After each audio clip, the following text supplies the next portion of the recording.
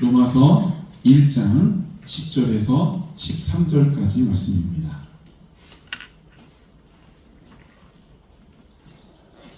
자, 저와 한 절씩 교독하겠습니다. 제가 먼저 읽겠습니다. 어떻게 하든지 이제 하나님의 뜻 안에서 너희에게로 나아갈 좋은 길 얻기를 구하노라. 내가 너희 보기를 간절히 원하는 것은 어떤 신령한 은사를 너희에게 나누어 주어 너희를 동거하게 하려 함이니 이는 곧 내가 너희 가운데서 너희와 나의 믿음으로 말미암아 피차 안위함을 얻으려 함이라.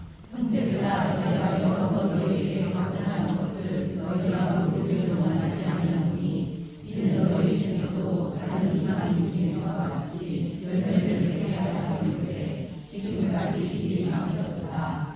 아멘. 할렐루야. 자, 우리 회분하고 인사해 보시길 바랍니다. 주의 사랑으로 사랑합니다. 하나님 우리와 함께 하십니다. 명절 잘 보내셨어요? 여러분 사랑합니다. 네. 우리가 잘 알고 있는 이 바울은요, 아시다시피 3차 전도 여행까지를 아주 무사히 잘 마쳤던 신실하고 능력이 있는 하나님의 종이었습니다. 근데 그 바울이 그 3차 전도 여행을 다 마칠 때까지, 그리고 하나님 안에서 사명을 잘 이루어 나가는 그 동안에 한 가지 굉장히 열망하고 갈망하던 것이 하나 있었습니다. 그게 뭐냐면 내가 로마로 가기를 원한다 라고 하는 거예요. 자, 이처럼 신실했던 바울이 열심히 사역을 하는 과정에서도 왜 계속해서 로마를 갈망하고 열망했을까? 로마가 그 당시에 꽤 발전된 곳이었고 또 좀 강성한 그 국력을 가지고 있는 나라, 대국이었기 때문에 그래서 한 번쯤 가보고 싶은 마음이 들었을까요? 아니면 바울이 우리가 알다시피 로마 시민권자잖아요. 그래서 자신의 본향이라고 생각해서 마지막에 내가 로마로 들어가야 된다, 이 생각으로 로마를 향하길 원했던 것일까? 자, 오늘 우리가 봉독한 이 본문의 11절에 보시면요, 이 바울이 왜 로마로 굳이 들어가고자 했는지에 대한 이유가 정확하게 설명되고 있어요. 자, 우리 11절 함께 한 목소리로 다시 한번 봉독해 보겠습니다. 함께 읽습니다. 내가 너희 보기를 간절히 원하는 것은 어떤 신령한 은사를 너희에게 나누어 주어 너희를 견고하게 하려 함이니. 아멘. 자, 분명히 바울이 로마로 들어가고자 하는 이유가 여기 11절에 기록이 되어 있는데, 근데 이 내용을 자칫 잘못 해석을 하면 오해를 살 수도 있어요. 자, 여기 어떤 신령한 은사를 너희에게 나누어준다 라고 표현하고 있거든요.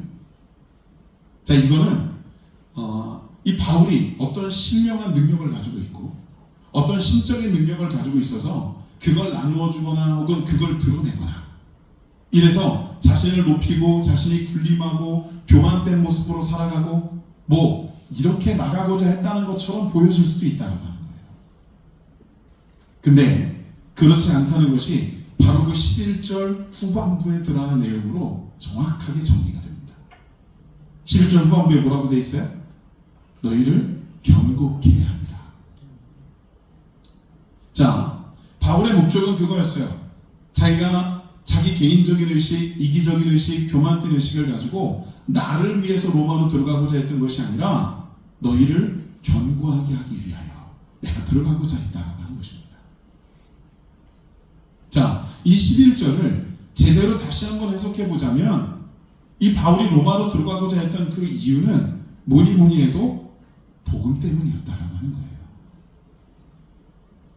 바울은 다메섹 도상에서 예수님을 만났을 때 그 이후로 이 바울은 자신의 모든 삶의 영역이 복음으로 귀결됩니다. 예수님을 만난 이후에 바울은 어떤 말을 하든 어떤 행동을 하든 어떤 사역을 감당하든 그 모든 것이 복음에 집중되어져 있었다는 거예요. 자, 그렇기 때문에 여기 11절에 나와 있는 내용도 다분히 내가 로마로 들어가서 그 로마에 있는 이들에게 복음을 증거해서 그들을 조금 더 견고케 하기 위함이다.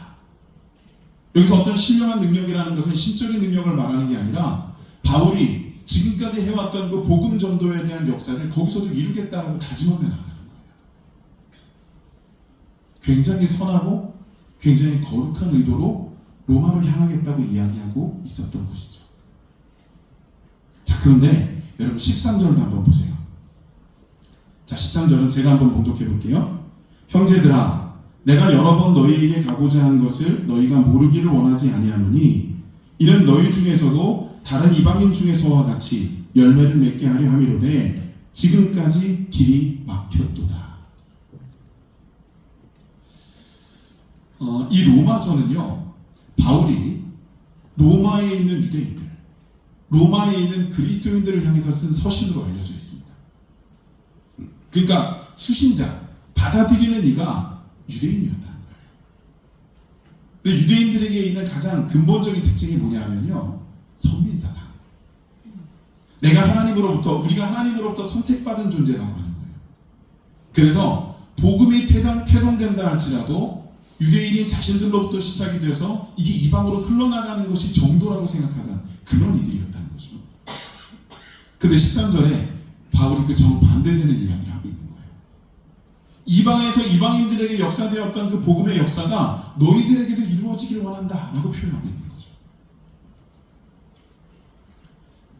선민사상에 물들어 있던 유대인들의 입장에서는 이러한 바울의 이 메시지를 제대로 받아들일 수가 없었다라고 하는 겁니다. 자, 바울은요, 이처럼 그릇된 선민사상에 빠져서 복음을 받아들이지 못하고 있는 로마 권역 내에 있는 유대인들을 향해서 복음을 증거하겠다는 의식을 가지고 그리로 가겠다라고 결단하고 있는 거예요. 그러니까 11절과 마찬가지로 13절에 있는 내용도 바울은 자신이 복음을 위해서 이 로마로 들어가겠다라고 하는 그 의지를 선하고 거룩하게 명확하게 밝혀주고 있는 내용이다라고 하는 거죠. 그런데 13절 마지막 부분에 뭐라고 돼 있어요? 그럼에도 불구하고 지금까지 길이 막혔도다. 자, 이게요, 내가 가려고 했는데 어찌어찌 하다 보니까 못 가게 됐네요. 내가 가고 싶었는데 환경과 조건이 그렇게 안 따라줬어요. 내가 다른 일에 조금 바빠서 가고자 했으나 못 가게 됐네요. 이 정도로 설명하고 있는 게 아니에요. 여기서 지금까지 길이 막혔도다라고 하는 것은 하나님께서 막으셨다는 거예요. 바울은요, 분명하게 고백하고 있어요. 13절에 내가 너희에게로 가고자 했던 것을 너희가 모르기를 원치 않는다는 거예요.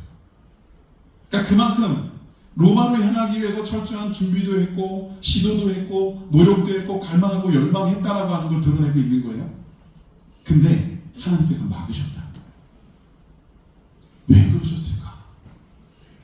아니, 누가 보더라도 거룩하고 누가 보더라도 선한 그런 이 바울의 의식과 또한 결단이었을 텐데 왜 하나님께서는 이렇게 하셨을까? 여러분, 우리들도 오늘날을 살아가고 신앙생활하고 사역하면서 사실은 이런 딜레마가 찾아와요. 내가 열심히 사역하려고 하는데, 내가 신앙적으로 잘 살아보려고 하는데 왜 하나님 나를 안 써주시지? 왜 하나님께서 내 길을 열어주시지 않는 것 같이? 왜 나는 이렇게 맨날 주님 앞에 합당히 살려고 열심히 살려고 노력하는데 고난을 당하는 거지? 여러분, 이런 내용들이 우리를 참 힘들게 만든다라고 하는 거예요. 근데 여러분, 이럴 때 우리가 그런 생각에 잠식되고 매몰될 게 아니라 우리는 우리를 돌아보며 숙고해봐야 될 내용이 있어요. 깊이 있게 생각하며 우리를 다시 한번 점검해봐야 되는 것이 있다라고 하는 거예요.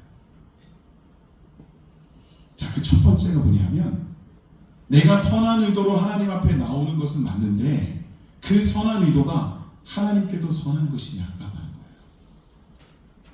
나는 기쁨으로 하나님께 나오긴 하는데 내가 기뻐하는 것이 하나님께도 기쁨이 되느냐라고 하는 걸 분명히 따져봐야 된다라고 하는 겁니다. 여러분, 다윗을 잘 아시죠? 다윗은 오랜 시간 고난과 역경을 거치고 우여곡절 끝에 마지막에는 통일왕국의 왕이 된 사람입니다. 근데 왕이 된 이후에도 다윗은 여전히 하나님에 대한 사랑과 의식을 꺾지 않았죠. 언제나 우선순위는 하나님이셨어요. 근데 그런 그 다윗이 그랬기 때문에 왕위에 오른 이후에 명확하게 가장 먼저 하려고 했던 수건 사업이 뭐냐면 하나님의 임재의 상징이었던 블레셋에서 뺏겼던 그 법궤를 다시 찾아오는 거예요. 그래서 2차에 걸친 실도 끝에 이 다윗은 드디어 법궤를 예루살렘으로 맞이하게 됩니다. 법궤가 들어올 때 다윗이 어떻게 했어요? 너무 기쁘니까 옷이 벗겨지는 줄도 모르고 덩실덩실 춤을 추면서 법궤를 맞이하게 됩니다. 여러분, 하나님의 영역이 우리 안에 임재되고 하나님이 우리와 함께 하신다는 게 느껴질 때 여러분, 우리도 이런 기쁨의 모습이 하나님 앞에 올려드려져야 되죠.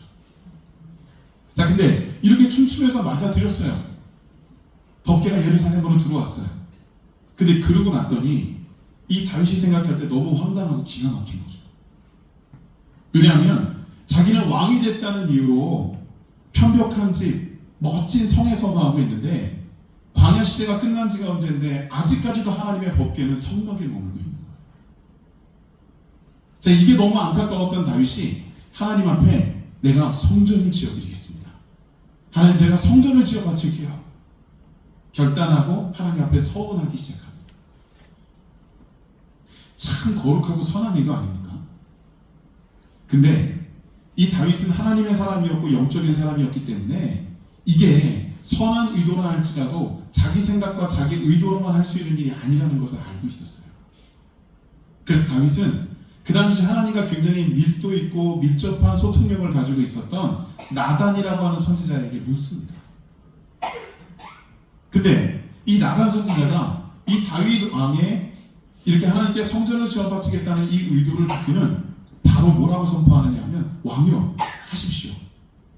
하나님께서도 기뻐하십니다. 근데요, 여러분 성경을 잘 보시면 나단 선지자가 이 다윗의 이야기를 듣고 어디에도 하나님 앞에 물으며 기도했다는 대목이 없어요. 도대체 이 나단이 왜 그랬을까요? 갑자기 교만된 걸까요? 아니면 하나님을 없이 여기고 하나님을 만홀히 여긴 걸까요? 아닙니다. 여러분, 이건 그런 차원의 문제가 아니에요. 누가 보더라도 다윗이 행했던 이 일은 하나님이 기뻐하실 수밖에 없는 일이었어요. 자신의 성을 넓히겠다는 것도 아니고 하나님의 성전을 지어서 하나님께 영광을 돌리겠다고 하는 건데 이건 하나님이 기뻐하시지 않을 이유가 없잖아요. 나단 선지자의 입장에서도 이건 기도 하나 마나 하나님의 뜻도 왕이여 당신의 뜻과 같습니다 라고 선포할 수밖에 없었다는 겁니다. 자, 이때 이 다윗은 됐다. 자신이 여전히 선한 의지를 가지고 있고 하나님을 사랑하는 마음으로 이루려고 하고, 그리고 나단 선지자라고 하는 하나님의 사람에게 일차적인 검증도 마쳤어요. 이제 시작해야지. 그리고 성전 건축을 시작하려고 하는 찰나 하나님께서 가로막으세요. 아니라는 거예요. 근데 이게 하나님께서 다윗을 홀대하시거나 혹은 다윗을 싫어하시거나 무시하신 것이 아니라 다윗에게, 하나님께서는 다윗에게만 허락된 특별한 사명을 부여하셨어요.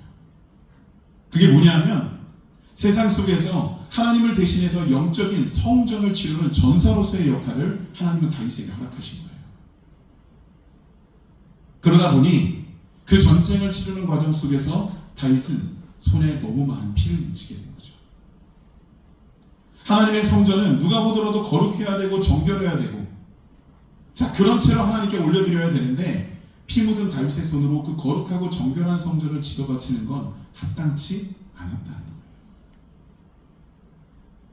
하나님께서 그 성전을 받지 않으시겠다가 아니라 그의 아들인 솔로몬의 때에 그 성전을 기쁨으로 받으세요. 그래서 유대인들에게 있어서 그 유대인들의 초기 성전의 이름은 솔로몬의 성전이다 라고 명명되어 있죠. 근데 그 솔로몬의 성전의 시작점이 다윗이라고 하는 거예요. 그러면 그 성전의 시작점이었던 다윗이 하나님께서 노 하셨을 때 어떤 반응을 보였을까요? 아니, 좀 나도 보세요. 하나님, 제가 이렇게 선한 의지로 하나님을 위해서 한다고 하는데 왜 가로막으시는 거예요? 잘 해볼게요. 열심히 해볼 테니까 좀 나도 보세요. 이렇게 항변하며 대들었을까요? 아닙니다. 다윗은요, 하나님께서 노 하시는 순간 이유를 불문하고 그 자리에 멈춰서 버려요. 다윗이 선한 의지를 가지고 하나님의 뜻을 이루려 했고, 또 여전히 하나님을 사랑했고, 어찌 보면 인간적으로는 하나님의 처사가 자신에게 굉장히 서운할 법도 한데, 근데 다윗은 자신의 그런 의식과 생각과 자신의 모습이 하나님의 뜻보다 더 위에 있지 않다는 걸 알았다는 거예요. 그래서 그는 하나님께서 노하시자마자 그 자리에 멈춰섰고 하나님의 뜻에 순종하는 모습을 보였다라고 하는 것이죠. 여러분, 우리가 하나님 앞에 나아갈 때도요, 이런 다윗의 신실함이 필요하고 이런 다윗의 순종의 모습이 반드시 있어야만 한다라고 하는 것입니다. 두 번째 우리가 또 숙고해봐야 될 건 이런 거예요. 내가 선한 의지로 하나님 앞에 나갔고 하나님께서도 그걸 선하게 받아주신 거예요. 아, 그러면 모든 게 완성된 거 아닐까? 그렇죠. 근데 완성이 덜 됐을 수 있어요. 왜냐하면 그 하나님의 그 기쁨의 역사, 하나님의 거룩한 역사를 이루기에 내가 준비되어 있지 않을 때가 있다는 겁니다. 그럴 때 하나님께서는 우리를 준비시키시며 시간의 유예를 두시는 거예요. 모세를 잘 아시죠? 모세가 40세까지 애굽의 바로의 왕궁에서 왕자로서 삽니다. 그러니까 누가 보더라도 그 애굽 내에서 명망 있고 이치전적인 인물이 된 거예요. 인간적으로 보자면야 그렇게 힘이 있고 열정이 있고 또 능력치가 있는 40대의 이 젊은 모세가 하나님 앞에 쓰임받기에 적합하다, 준비가 됐다라고 여길 수 있을 겁니다. 근데 하나님이 보시는 시선은 달랐어요. 하나님 보시기에 모세는 준비가 안 돼 있었습니다.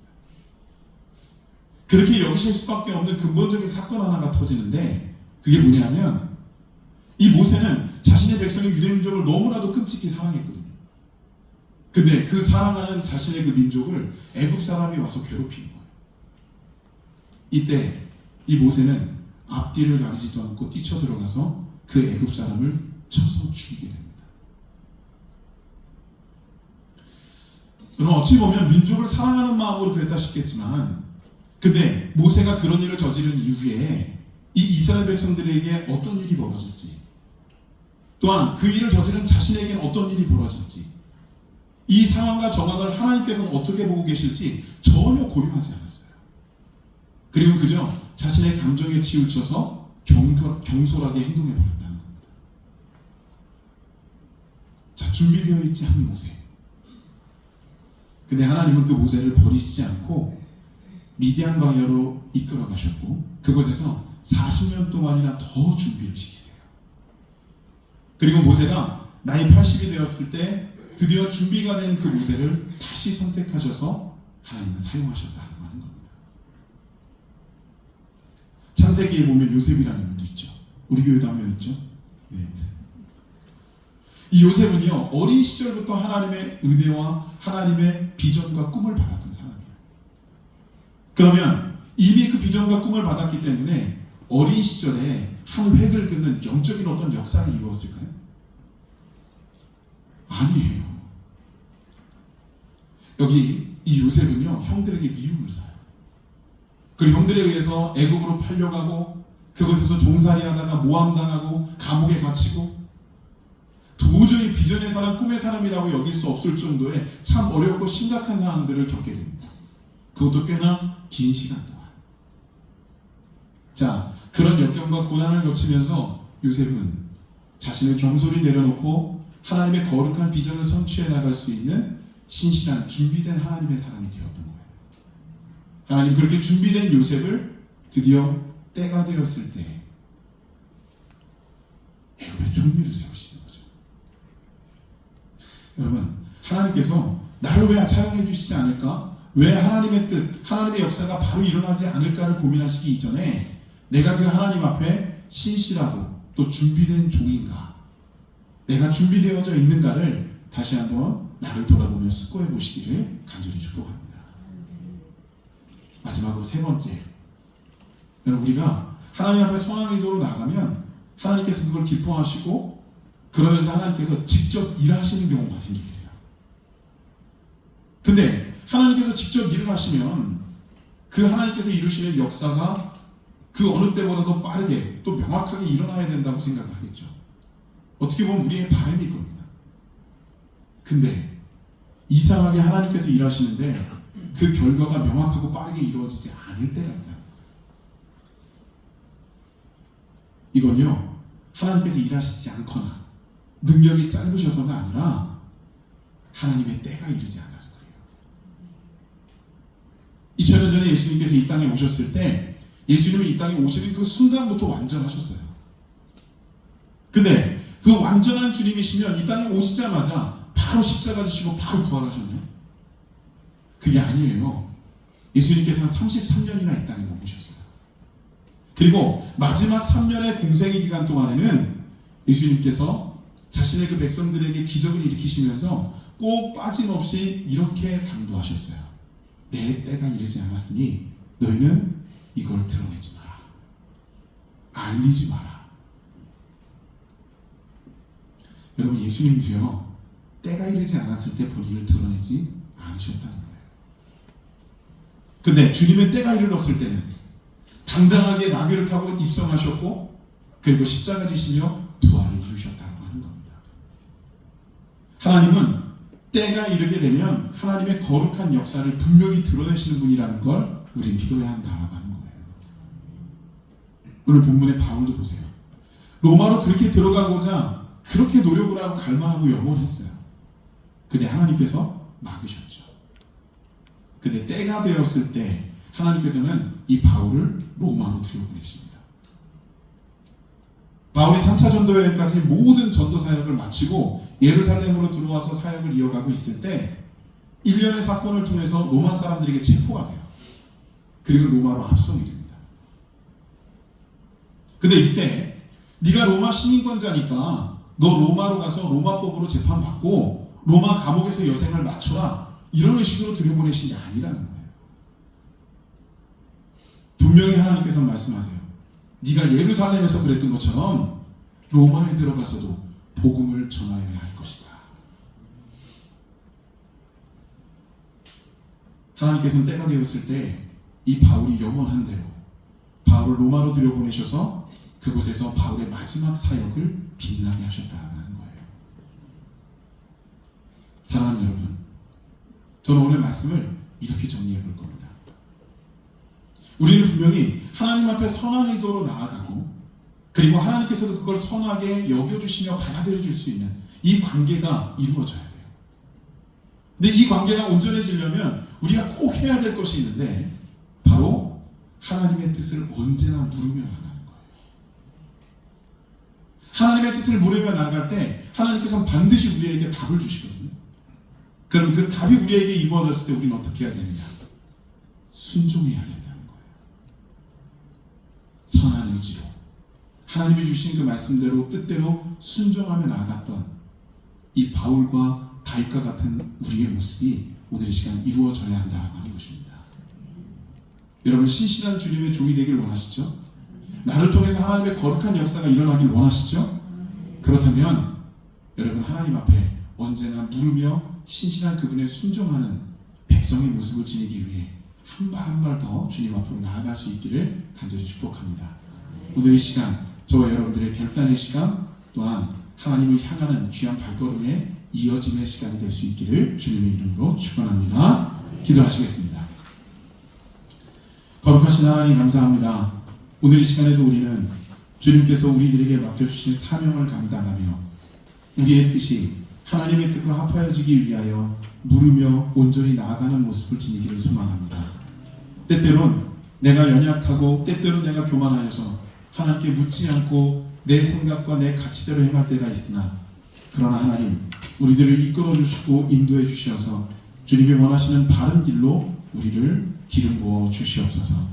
신실하게 주님을 바라보며 주님의 거룩한 뜻을 이루어내는 우리 성도들이 되게 하시고, 돌아오는 한 주에도 하나님께서 주시는 놀라운 축복의 귀한 영역을 경험하는 우리 모두가 될 수 있도록 인도하여 주시옵소서. 이 시간도 함께 하신 하나님 감사드리며 예수님의 이름으로 기도드렸습니다. 아멘.